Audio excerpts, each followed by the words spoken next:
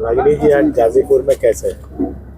हमारे छोटे भाई विधायक हैं जो सैदपुर से, अंकित जी का, इनके नए दाम्पत्य जीवन की शुभकामनाएं देने के लिए इनके आवास पे पहुंचे और पूरे परिवार से मुलाकात हुई और इनको और इनकी पत्नी अंबिका जी को बहुत सारी शुभकामनाएं देती हूँ उनके नए दाम्पत्य जीवन की।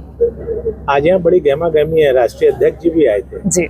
और एक दलित के घर, जैसा अंकित ने अपने बताया कि मैं युवा था, मुझे 25 साल की उम्र में विधायक बनाने का काम किया, क्या कहेंगे इस बात में? यही कहूँगी कि आज हम अगर पूरे देश में देखें तो अगर पिछड़ों की, दलितों की, अल्पसंख्यकों की, आदिवासी समाज की, आधी आबादी महिलाओं की लड़ाई अगर कोई लड़ रहा है तो एकमात्र एक ही व्यक्ति और एक ही पार्टी है, समाजवादी पार्टी, राष्ट्रीय अध्यक्ष अखिलेश यादव जी।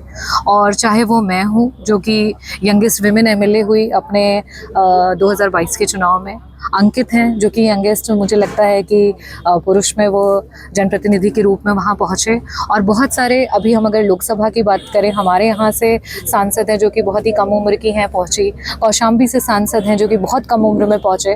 तो दलितों में, युवाओं में समाजवादी पार्टी ने जो है आगे आने का अवसर दिया और बहुत सारे लोगों को जो है जनप्रतिनिधि के रूप में बड़ी पार्लियामेंट हो या फिर विधानसभा वहाँ पे भेजा है, और आगे भी जो है राष्ट्रीय अध्यक्ष जी इसी तरीके से पीडीए को आगे बढ़ाने के लिए। का जो रैली हुई उसकी भीड़ तो कुछ और बयान कर रही है, ऐसा कहा जा रहा है कि पीडीए का डी गायब। जी नहीं, आपने बहुत अच्छा प्रश्न किया, क्योंकि उस रैली के बाद मैं लगातार क्षेत्र में लोगों से मिलती रही और ज्यादातर जो दलित भाई बहन हैं उनके बीच में गई और बैठी, तो वो उनका सिर्फ एक ही कहना था कि हमारे यहाँ बसेस आई थी और भाजपा के ही लोग आए थे और पैसे दे रहे थे और कह रहे थे कि चलिए उस रैली में।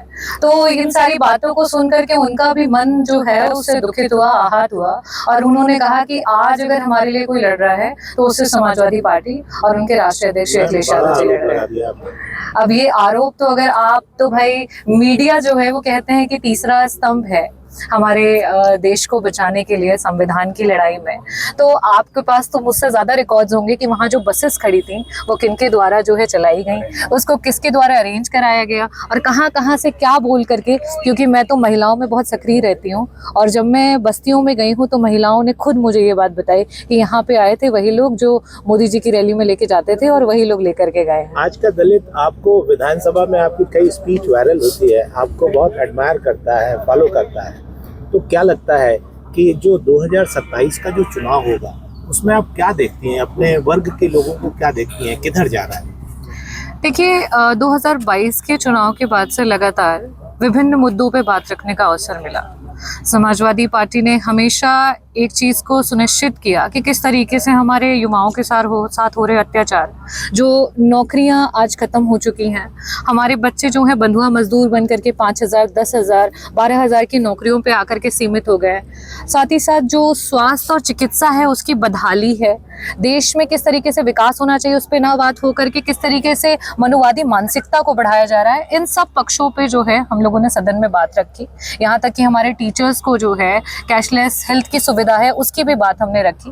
कई सारी बातें हमने जो है मनवाई हैं, कई सारी बात 2027 में हमारी सरकार आएगी तो उसे पूरा कराएंगे। और सिर्फ दलित नहीं, हर वर्ग जो है वो समाजवादी पार्टी से जुड़ रहा है और 2027 में जनता स्वयं चुनाव लड़ेगी। बिहार गई थी मैम? बिहार के लिए अभी बात चल रही है और अगर जरूरत पड़ेगी तो वहाँ जाएंगे। Thank you. धन्यवाद।